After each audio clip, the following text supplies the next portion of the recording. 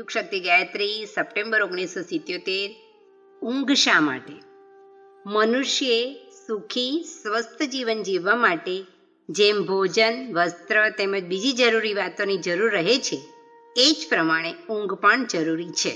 મસ્તક અને શરીર માટે એની એક સરખી રીતે જરૂર છે। સારામાં સારું આરોગ્ય હોય પણ જો થોડા દિવસ ઊંઘ ન લેવાય તો શરીરમાં ગરબડ ઊભી થઈ જાય છે। ઊંઘથી શરીરને સુખ અને આરામ મળે છે। દિવસભરનો થાક દૂર થાય છે। શરીર ફરીથી તાજું બને છે।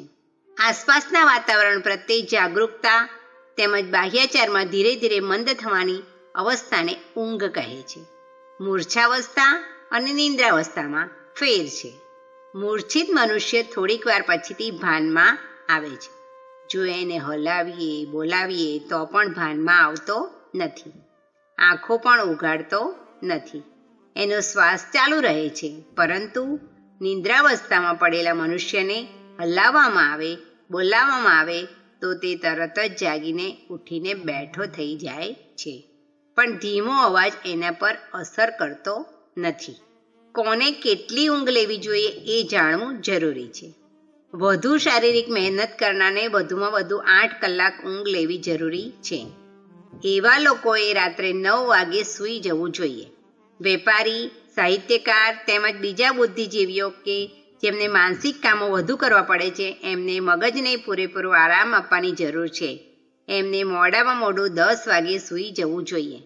જમણી કે ડાબી બાજુએ પડખે સૂવું જોઈએ। કદીએ છતાં સૂવું નહીં। ડાબે પડખે સૂવું ઘણું સારું છે, છતાં સૂવાથી નુકસાન થાય છે। સામાન્ય રીતે નાના નવજાત બાળકને 20 કલાક ઊંઘની જરૂર છે। 6 માસના બાળકને 18 કલાક, 1 વર્ષના બાળકને 16 કલાક, 5 વર્ષના બાળકને 14 કલાક અને 10 વર્ષના બાળકને 12 કલાકની ઊંઘ લેવી જોઈએ। 15 વર્ષના કિશોરને 10 કલાક, 25 વર્ષના યુવાનને 8 કલાક, 35થી વધુની ઉંમરવાળાને 7 કલાક સૂવું જોઈએ। 50 વર્ષ પછી 6 કલાક, 60 વર્ષ પછીનાને 5 કલાક સૂવાથી કામ ચાલી શકે છે। આ સામાન્ય નિયમ બનાવ્યો છે। કેટલાક લોકો અભ્યાસ ટેવ પાડીને ઊંઘનું પ્રમાણ ઓછું, અડધું કે તેથી પણ ઓછું કરી નાખે છે। પ્રધાનમંત્રી શ્રી જવાહરલાલ નહેરુ ફક્ત 3-4 કલાક સૂતા હતા। જ્યારે તે ઉઠતા ત્યારે પૂરી ઊંઘ લીધી હોય એટલા તાજા જણાતા હતા। બ્રિટનના ભૂતપૂર્વ પ્રધાનમંત્રી ચર્ચિલ, જાણીતા વિજેતા નેપોલિયનની બાબતમાં કહેવામાં આવે છે કે તેઓ ઘોડાની પીઠ પર બેઠા બેઠા ઊંઘનું ઝોકું ખાઈ લેતા હતા અને પૂરી તાજગી મેળવતા હતા। ખરેખર ઊંઘથી તાજગી મળે છે એ પ્રશ્ન દરેકને એક સરખો લાગુ પડતો નથી। કેટલાક 8 કલાક સૂવા છતાં પણ એમ કહેતા સાંભળવા મળ્યા છે કે બરાબર ઊંઘ ન આવી, પૂરેપૂરી સ્ફૂર્તિ જણાતી નથી। આવી ઊંઘને સ્વપ્નવાળી ઊંઘ કહેવાય છે। એવાઓને ઘેરી ઊંડી ઊંઘ આવતી નથી। સ્વપ્નવાળી ઊંઘમાં આપણું મન જાગતું રહે છે। શરીર સૂઈ જાય છે, પણ મન કોણ જાણે ક્યાં ક્યાં ભટક્યા કરે છે અને થકી જાય છે। એથી ઊંઘમાંથી ઉઠ્યા પછી તાજગી જણાતી નથી। જે ઊંઘમાં શરીરનું ભાન રહેતું નથી તે ઘેરી ઊંઘ કહેવાય છે।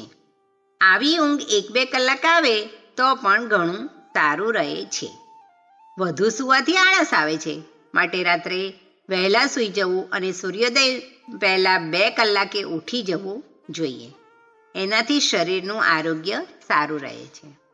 ડૉક્ટરી તપાસમાં જાણવા મળ્યું છે કે સૂવાથી શરીરને આરામ મળે છે। શ્વાસની ગતિ ઓછી થાય છે। હૃદયની ધડકન પણ દર મિનિટે 60/65 સુધી થઈ જાય છે। મગજમાં લોહીનો પુરવઠો ઓછો થાય છે। સૂવા પછીથી જાગૃત અવસ્થા કરતાં પરસેવો વધુ થાય છે। સૂઈનારને સાંભળવાની, સ્પર્શની શક્તિ રહેતી નથી। ઊંઘવાથી લોહીના દબાણમાં 10થી 30 mm તથા નાડીની ગતિ લગભગ 10થી ઓછી થઈ જાય છે। જો કે શ્વાસની ગતિ ધીમી પડે છે, પણ તે પૂરેપૂરી અને ઊંડી ચાલે છે। મૂત્રત્યાગની ક્રિયા હલકી પડે છે, પણ પરસેવો થવાથી કાઢનાર અવયવ સક્રિય રહે છે। પાચન ક્રિયામાં ખાસ કોઈ અંતર પડતું નથી. માંસપેશીઓનો તણાવ ઓછો થાય છે. ગાઢ ઊંઘમાં સ્વપ્ન આવતા નથી. આજકાલ મોટાભાગના લોકોની અનિદ્રા ઊંઘ ન આવવાની ભારે ફરિયાદ આવે છે. દેશમાં રોગનું પ્રમાણ વધતું જાય છે. અમેરિકામાં 50% લોકો ઊંઘની ગોળીઓ લઈને ઊંઘે છે. આ યુગનો આ કડવો પ્રસંગ છે. સારા પ્રમાણમાં વધુ ઊંઘ ન આવે તેને અનિદ્રા કહે છે. એના 3 પ્રકાર છે. 1. પથારીમાં સૂતા પછીથી ઘણીવાર સુધી ઊંઘ આવતી નથી. 2. વારંવાર જાગી જવું. 3. ઊંઘ પૂરી થવાના સમય પહેલાં ઘણી વહેલી ઊંઘ જતી રહેવી. અનિદ્રાના ઘણા કારણો છે. 1. માનસિક. 2. શારીરિક. આજનો ભૌતિકવાદી સમાજ ધન સંપત્તિ પાછળ ગાંડો થઈ ગયો છે. એમનો અનેક ઈચ્છાઓની જાળ ગૂંથી રાખી છે. જ્યારે ઈચ્છા પૂરી ન થાય ત્યારે મગજ પર તણાવ પેદા થાય છે, તેમજ ચિંતામાં ડૂબી જાય છે. વેપાર, ધંધો, નોકરી વગેરે એ આજકાલ અનેક સમસ્યાઓ ઊભી કરે છે. મોંઘવારીને લીધે આજે જીવન જરૂરી સાધન મેળવવા કઠણ થઈ પડ્યા છે. એને લીધે તથા સર્વમાન્ય સામાજિક નિયમો વિરુદ્ધ કામ કરવાથી આત્મા અકળાઈ ઉઠવાથી ઊંઘ આવતી નથી. શારીરિક કારણોમાં શરીરમાં કોઈ રોગ હોવો, શ્વાસ લેવામાં કઠણાઈ, ખાંસી, દમ, હૃદયરોગ, બહુમૂત્રનો રોગ, જળ, ખસ, લોહીનું દબાણ, તાવ વગેરે કારણોથી ઊંઘ આવતી નથી. માનસિક કારણોથી ઊંઘ ન આવતી હોય તો ધાર્મિક ઉપદેશ પ્રમાણે વર્તવું જોઈએ. સાદું જીવન, ઉચ્ચ વિચાર હોવા જોઈએ. ત્યાગ અને સેવાનો સ્વીકાર કરવો જોઈએ. નીતિથી કમાણી કરવાનો આગ્રહ હોવો જોઈએ. શારીરિક કારણોમાં જે રોગ હોય તેની યોગ્ય સારવાર કરવી જોઈએ.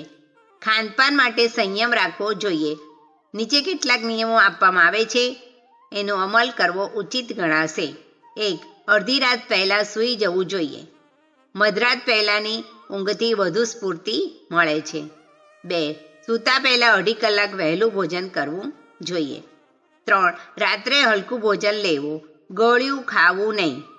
4. ઊંઘનો વધુને વધુ લાભ મળે એટલા માટે પલંગ કે જમીન પર નરમ પથારી કરીને સૂવું જોઈએ. 5. સૂવાનો ઓરડો કે જ્યાં શુદ્ધ હવા આવતી હોય એવો હોવો જોઈએ. વાતાવરણ શાંત હોવું જોઈએ. 6. સૂતા પહેલાં ઠંડા પાણીથી હાથ, મોં, પગ ધોઈ લેવા. જો કોઈ મહેનતનું કામ કર્યું હોય તો ગરમ પાણીથી સ્નાન કરવું. 7. સૂતી વખતે શરીર પર ચુસ્ત કપડાં ન પહેરવા. ઠંડીમાં ઓઢવા માટે પૂરું સાધન રાખવું. 8. કોઈ પણ દિવસ મોઢું ઢાંકીને સૂવું નહીં. એનાથી આરોગ્યને નુકસાન થાય છે. 9. શરીરનો કોઈ પણ ભાગને વધુ દબાણ ન થાય એવી રીતે સૂવું. 10. સૂવા માટેનો એક નિયમિત સમય રાખવો. 11. સૂતા પહેલાં કોઈ ઉત્તેજક પદાર્થ ન લેવા. ક્રોધ ન કરવો. એનાથી સ્નાયુઓ ઉત્તેજિત બનીને ઊંઘમાં વિઘ્ન કરે છે. 12. સાંજના ભોજન પછી થોડુંક ધીમે ધીમે ચાલવું, ફરવું. 13. સૂતા પહેલાં રેડિયો ન સાંભળવો કે ઉત્તેજક પુસ્તકો ન વાંચવા. એનાથી માનસિક ઉત્તેજના વધી જાય છે. તેનાથી ઊંઘમાં ખલેલ પડે છે. 14. પથારીમાં સૂતા પહેલાં ઈશ્વર સ્મરણ કરવું. મગજમાંથી બધા વિચાર, ચિંતાઓને કાપી નાખવી. આ સંસાર આપણે બનાવ્યો નથી, એના બનાવનાર ઉપર એ બધું છોડી દેવું. બધી જવાબદારી ભગવાનને સોંપી દેવી. આ પ્રમાણે માનસિક તણાવને ઓછો કરીને મોટાભાગની ઊંઘની સમસ્યાઓનો ઉકેલ કરી શકાય છે. શુદ્ધ વિચાર અને કાર્યો પણ સાચા અને શુદ્ધ રીતે કરવા એ મનુષ્યનું કર્તવ્ય છે. શરીર એ ભગવાનનું મંદિર છે. એને હંમેશા સ્વચ્છ અને સ્વસ્થ રાખવાની આપણી જવાબદારી છે. એનું પાલન કરવું જરૂરી છે. આ તથ્ય ઘણા થોડા લોકો જાણે સમજે છે કે ઉચિત પ્રમાણમાં પાણી ન પીવું એ પણ અનિદ્રાનું એક મોટું કારણ છે. પાચન ક્રિયા અને લોહી શુદ્ધિ બંને સારી રીતે ચાલ્યા કરે એના માટે યોગ્ય પ્રમાણમાં પાણી લેતા રહેવું જોઈએ. એને માટે જેઓ કંજુસાઈ કરે છે એમના પેટમાં મળ વધતો જાય છે. એનો પ્રભાવ મસ્તક પર પડે છે અને તેથી ગરમી વધે છે. તેથી ઊંઘમાં વિઘ્ન પડે છે. પથારીમાં સૂતા પહેલાં દરેક ચિંતાઓ છોડી, ઉદ્વિગ્ન છોડી દઈને ચિંતા વગરના બની સંતોષ પ્રસન્નતાવાળી મનસ્થિતિ બનાવવી જરૂરી છે. ભગવાનના ખોળામાં શરણો લઈને ભાવના કરીને તેને દ્રઢ કરવાના પ્રયત્ન કરવાથી જરૂર સારી મીઠી ઘેરી ઊંઘ આવી શકે છે. ધન્યવાદ.